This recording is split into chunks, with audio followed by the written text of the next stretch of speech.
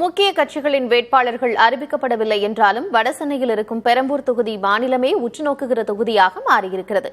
ஏன், என்ன காரணம் பார்க்கலாம்.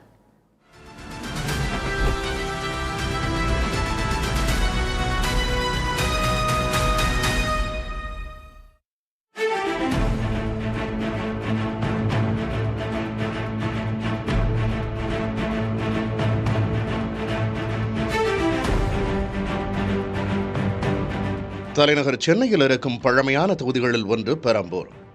1952 உருவாக்கப்பட்ட இந்த தொகுதி சென்னையில் உள்ள 16 தொகுதிகளில் அதிக வாக்காளர்களை கொண்ட தொகுதி என்ற பெருமைக்கு உரியது. இப்போது இது கவனம் ஈர்க்கும் தொகுதியாகி இருப்பதற்கு காரணம், தமிழக வெற்றிக் கழக தலைவர் விஜய் தனது அரசியல் வரலாற்றை இங்கிருந்து தொடங்கப் போவதாக வெளியாகி வரும் தகவல்கள்தான்.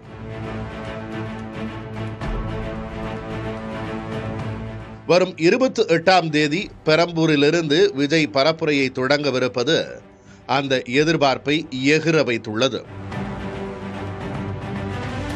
தென் சென்னையில் வசிக்கும் விஜய் வடசென்னையில் இருக்கும் பெரம்பூரை தேர்ந்தெடுப்பதற்கு என்ன காரணம்?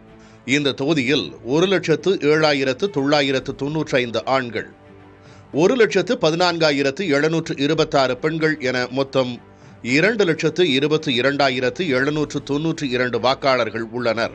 அதில் 75,000க்கும் அதிகமானோர் முதல் முறை மற்றும் 35 வயதுக்கு உட்பட்ட இளம் வாக்காளர்கள் என்பது விஜய்க்கு ஆதரவான அம்சம்.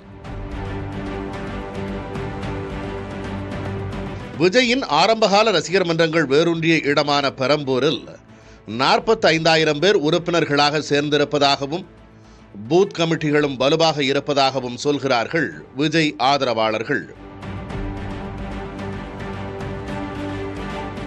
மூலக்கடை, கொடுங்கையூர், கண்ணதாசன் நகர், மகாகவி பாரதி நகர், வியாசர்பாடி, பார்வதி நகர் போன்ற பகுதிகள் அடங்கும் இந்த தொகுதியில் பல்வேறு சமூகங்களைச் சேர்ந்த உழைக்கும் மக்கள் அதிகம். குறிப்பாக பட்டியலின மற்றும் சிறுபான்மையின மக்களின் வாக்குகள் இங்கு அதிகம். திமுகவின் கோட்டையாக உள்ள பெரம்பூர் தொகுதி திராவிட இயக்க முன்னோடி சத்தியவாணி முத்து, முன்னாள் அமைச்சர் பரிதி இளம் வழுதி, மார்க்சிஸ்ட் கம்யூனிஸ்ட் கட்சியின் சவுந்தரராஜன், அதிமுகவின் பி வெற்றிவேல், திமுகவின் ஆர்.டி. சேகர் போன்றோர் வென்ற தொகுதி. இதுவரை திமுக 9 முறையும், மார்க்சிஸ்ட் கம்யூனிஸ்ட் கட்சி 3 முறையும், அதிமுக 2 முறையும் வெற்றி பெற்றுள்ளன. இந்த முறை அதிமுக கூட்டணியில் உள்ள பாமக முதல் முறையாக பெரம்பூரில் களம் காண்கிறது.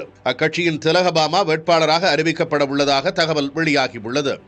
நாம் தமிழர் கட்சி சார்பில் வெற்றி தமிழன் வேட்பாளராக நிறுத்தப்பட்டுள்ளார்.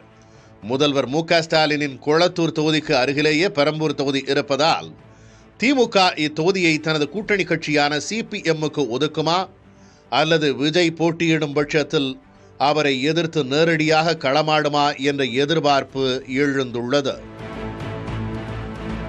புதிய தலைமுறைக்காக ஒளிப்பதிவாளர் தங்கத்துரையுடன் செய்தியாளர் வினீஷ் சரவணன்.